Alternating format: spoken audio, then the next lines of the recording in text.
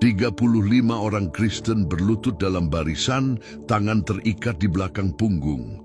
Mereka sadar detik-detik ini bisa jadi saat terakhir mereka di dunia. Para algojo sudah mengangkat senjata. Namun, apa yang terjadi selanjutnya sungguh tak terduga, sebuah peristiwa yang membuat siapapun merinding. Kisah nyata ini terjadi 3 bulan lalu di Nigeria Utara. Seperti diambil langsung dari Alkitab, 35 orang percaya menghadapi kematian karena iman mereka. Dan Tuhan melakukan sesuatu yang luar biasa. Selasa pagi itu, di negara bagian Kaduna, matahari sudah terik sejak pukul 9. Debu musim kemarau memenuhi udara. Di gereja komunitas Grace, Pendeta Samuel Adebayo sedang memimpin doa pagi ketika suara beberapa sepeda motor mendekat. Bagi umat Kristen di sana, suara motor bukan sekadar lalu lintas, seringkali itu pertanda bahaya. Pendeta Samuel tahu persis, 2 tahun sebelumnya gerejanya pernah diserang, 12 jemaat tewas. Tapi ia tak pernah berhenti beribadah. Tiba-tiba 27 pria bersenjata menerobos masuk. Mereka mengenakan pakaian militer, wajah tertutup kain gelap. Jemaat sekitar 60 orang termasuk anak-anak langsung tiarap. Pemimpin kelompok itu, pria jangkung bermata dingin, berbicara dalam bahasa Inggris bercampur Hausa. Berdiri perlahan, jangan bergerak atau kami tembak. Mama Rose, nenek tua di barisan depan, gemetar hebat. Cucunya David membantu menopangnya. Para ibu memeluk bayi mereka erat-erat, berdoa dalam hati agar anak-anak tidak menangis. Pemimpin penyerang maju ke depan gereja. Kalian telah menyebarkan kebohongan. Hari ini semuanya berakhir, katanya dingin. Pendeta Samuel melangkah maju.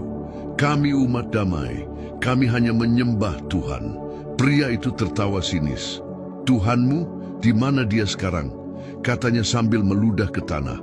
Lalu ia memberi perintah dalam bahasa Hausa. Para jemaat dipisahkan. Saat itulah sesuatu yang tak masuk akal terjadi. Peristiwa yang akan mereka kenang seumur hidup. Para penyerang memisahkan perempuan dan anak-anak ke satu sisi gereja. Para pria, 35 orang, dari remaja hingga lansi, dipaksa ke sisi lain. Pemimpin mereka berjalan mondar-mandir seperti predator. Kalian punya pilihan, katanya tajam. Kecam Yesus, masuk Islam dan hidup. Tolak dan kalian mati hari ini. Gereja sunyi. Hanya terdengar napas dan detak jantung. Para perempuan menangis pelan, menyadari keputusan berat yang harus diambil para pria mereka. Lalu pendeta Samuel maju dan menatap mata sang pemimpin.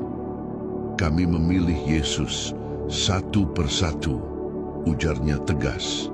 Serempak ke-35 pria menggemakan kata-katanya, remaja Daud, kakek Yusuf, ayah muda Mikael. Mereka lebih memilih mati daripada menyangkal iman. Para pria kemudian diseret ke belakang gereja, ke tanah merah gersang di bawah terik matahari. Mereka dipaksa berlutut berbaris, tangan terikat kasar di belakang. Dari jendela, para perempuan dan anak-anak hanya bisa menyaksikan dengan air mata. Adakah kata-kata terakhir? Ejek sang pemimpin. Pendeta Samuel menatap langit dan berdoa lantang, Bapa, jika ini kehendakmu, bawalah kami pulang. Tapi jika engkau punya rencana lain, tunjukkan kuasamu. Doa bergema di antara para pria.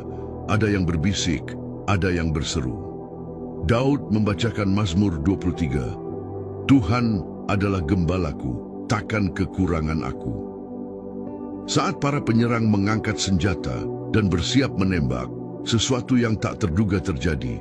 Langit yang sejak lama cerah tiba-tiba mulai gelap. Awan hitam muncul cepat dari cakrawala, padahal sedang musim kemarau. Dalam hitungan detik, separuh langit tertutup awan tebal. Pemimpin itu mendongak, bingung. Angin tiba-tiba berhembus kencang, menerbangkan debu ke segala arah. Para penyerang goyah, topi-topi mereka terbang. Lalu langit terbelah, hujan deras turun tiba-tiba di tengah musim kemarau, sesuatu yang tak pernah terjadi, apalagi saat eksekusi.